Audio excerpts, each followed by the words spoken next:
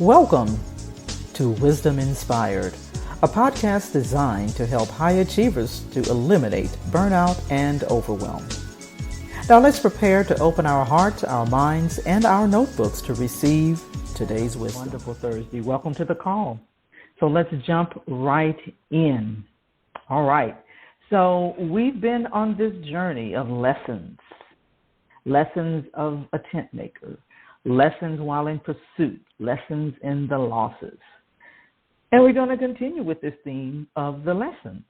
And so today we're going to be talking about lessons in the fire. Lessons in the fire. And we're going to be looking at a very familiar Bible story, if you will. We're going to look at Meschach, Shadrach, and Abednego. And so the story of these three young men in the book of Daniel tells us that there were three Jewish boys who refused to bow down to the king of Babylon, King Nebuchadnezzar. These three young men actually grew wise and well-respected as high-appointed officials in Babylon. And upon my research, they were somewhere around 19, 20, something like that. But the fact is they became well-respected, and they were high-appointed officials in the city of Babylon. And so much so that the other Babylonian officials became jealous of them. And they were somehow able to convince King Nebuchadnezzar to command that everyone bow down to a golden statue. So the king institutes a law that states that whenever the band strikes up this music, whatever that music was, I don't know if it was, harps or, whatever that was, if they were singing, whatever that music was, everybody knew that when that music came on, like in the club, no, not in the club. Anyway, whenever that music came on, everyone must fall to their knees and worship this golden statue of King Nebuchadnezzar.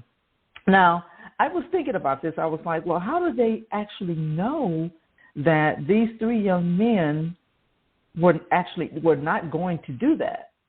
I still haven't found the answer yet, but maybe, I'll research that later and come up with an answer. But anyway, my guess is that these officials knew that when the king would institute this law, that these three young men would not do it. They would refuse to do it. And so they were right.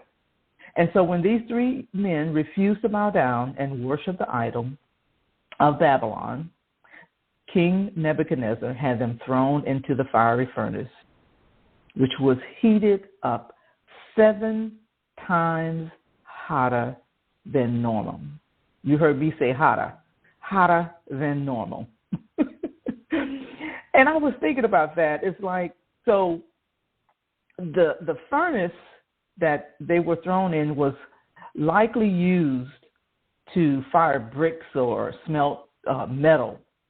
And in that process, it's used to extract these metals from this ore by heating it up to produce some type of chemical reaction to remove the other elements, right? But at its normal operating temperature, I want you to wrap your head around this, wrap your mind around this, okay? At its normal operating temperature was probably somewhere around 1,600 to 2,300 degrees Fahrenheit. Just wrap your head around that, right? This is the white hot fire that gets so intense, the brick lining of a furnace melts and runs like molasses. And this it actually takes a temperature of about 3,000 degrees, or 10 times as hot as an oven. Just wrap your head around that, because survival in a furnace this hot is humanly impossible. Humanly impossible. But when King Nebuchadnezzar looked into the fire, he saw 4 men, not 3, but 4 men walking around, walking around in the furnace unharmed. Shadrach, Meschach, Abednego, and the Son of God. And so then King Nebuchadnezzar brought the young men out of the flames and promoted them to a higher office and decreed that the God of Israel must be worshipped. Not that golden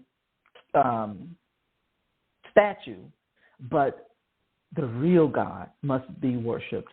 I bet those officials didn't expect that kind of response. And so what are the lessons we can learn from this? So I found at least 3. I'm sure that if you were, went and did your own research, that you would find whatever lessons you need to get from that. I would encourage you to do so in your own personal study. But there were 3 things. Number 1, their conviction, these 3 young men, their conviction was unwavering. Their conviction of God of the Bible was unwavering. In times of trial and persecution, our attitude should reflect that, the same of these young men. Unwavering. Daniel 3:18 says this. This is what they said to Nebuchadnezzar. "O Nebuchadnezzar, we do not need to defend ourselves before you in this matter. If we are thrown into the blazing furnace, the God we serve is able to save us from it, and he will rescue us from your hand, O king. But even if he does not, we want you to know, O king, that we will not serve your gods or worship the image of gold you have set up." Okay, Pumpkin? Without question, I had to add a little bit there. Without question, these are very courageous words to be spoken to a king. Even if Shadrach, Meschach, and Abednego had to suffer a horrible, painful death in a burning oven, they still refused to abandon God and worship an idol. Now, we know that God doesn't always guarantee that we will never suffer or experience hardship, but he does promise to be with us always. So, number 2, their confidence was unshakable. Their confidence in the God who is who he said he is and will do what he says he will do.